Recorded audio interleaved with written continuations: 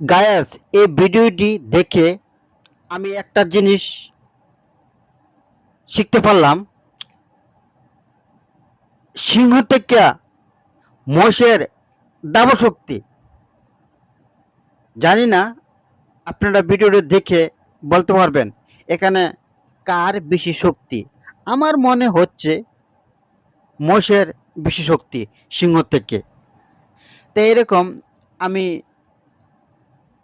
ফেসবুকে ঢুকলে কিছু ভিডিও পাইলে আমার ভালো লাগলে আপনাদেরকে শেয়ার করি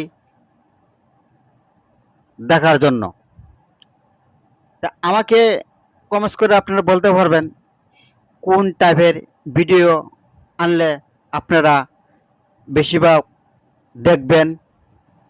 আমাকে একটুনি প্লিজ কমেন্টস করে নিচে একটুনি জানাবেন। সবাইকে ধন্যবাদ।